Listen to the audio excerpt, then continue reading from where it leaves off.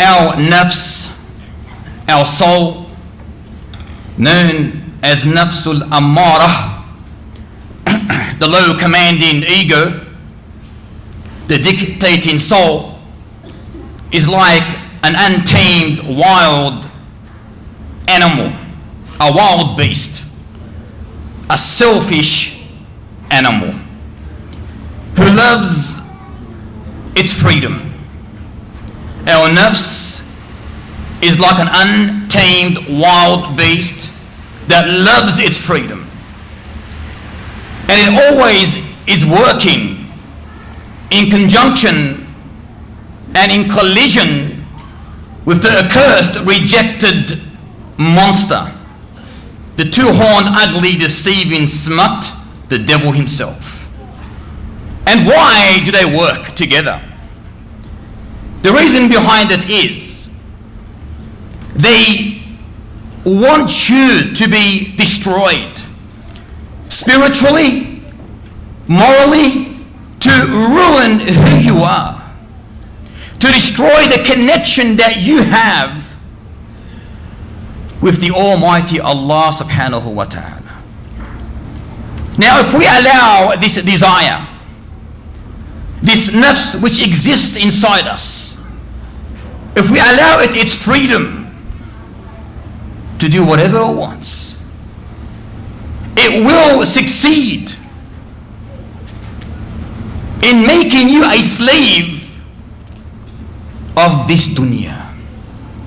It will succeed in making you a slave to the so-called world of entertainment, to the world of lust, desire, passion and whim. So our duty, being the slaves of no other than the one that created the heavens and the earth, is to tame this wild beast, to incarcerate it, to suppress it from its erratic desires and demands. Our duty is to incarcerate it, to imprison it. Yet our question may be asked, how in the world can we incarcerate, can we imprison that which is invisible? We can't see our soul. You know, we can't grab it as a body, handcuff it, and throw it into the gulag or the dungeons. It's impossible. So what is the solution? How can we control that wicked entity, that low commanding ego that exists inside us? The answer is very, very simple. The solution, the beloved brethren and sisters, is taqwa. Taqwa is the fresh, cool water that extinguishes this raging fire of sin, this beast within us. Ya ayyuhalladhina amanu taqullah haqqa tuqati. We hear this every single week. Oh, you who believe, fear Allah. How? As He should be feared. Remember Him and never forget Him, in other words. Be grateful to Him and do not be ungrateful. Obey Him and never disobey Him. Worship Him. Taqwa in reality is what? It's to fulfill to the best of your capability that which Allah has commanded you, and to avoid, to abstain, to refrain from everything that He has said don't do. It's simple. This is taqwa. To fulfill what He told you, and to abstain from that which is said don't touch, don't do. So this taqwa, in reality, we need as Muslims not just to hear it, not just to listen to it, not just to understand it, but to take it by our hands, grab it, love it, work for it in sincere devotion to the Almighty Allah. A true believer can only be a believer when he is aware that Allah subhanahu wa ta'ala is watching you. Not only during the day, not only when you are worshipping Him, but He is watching you.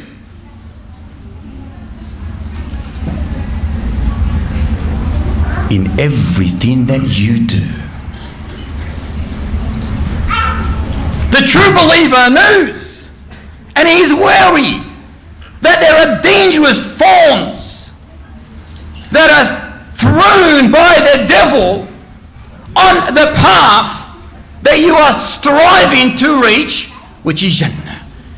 So he tries and tries and tries. This is his life. This is his purpose.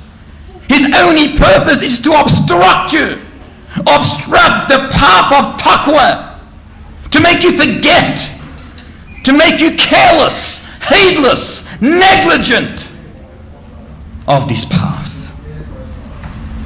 Brothers and sisters, the greatest morsel that exists in us is the heart.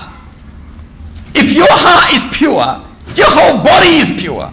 If your heart is good, you are good. But if your heart is bad, then you are bad. If your heart is impure, then you are najis. You are impure as well.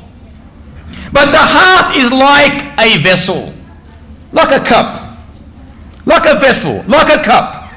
Once you fill it with something, it will not accept anything else until it is emptied.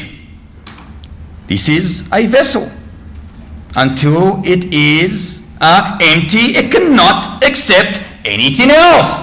Can you imagine a cup, a vessel, your heart filled with the love of the dunya, with lust, with passion, with whim, with desire, with lies, deception, treachery, trickery, gossip, backbiting, slandering, indecency, evil, mischievous behavior, a heart that is filled with this putrid stench. How in the world can Allah be in your heart? How in the world can this heart be for Allah? There is no taqwa whatsoever in this heart. The roots of taqwa do not exist in this morsel, the greatest morsel in you. It needs a major service. It needs a major tune-up. You don't take it to the mechanics and say, I want an oil change, or I need the plugs, the star plugs changed. No, it's much more than that.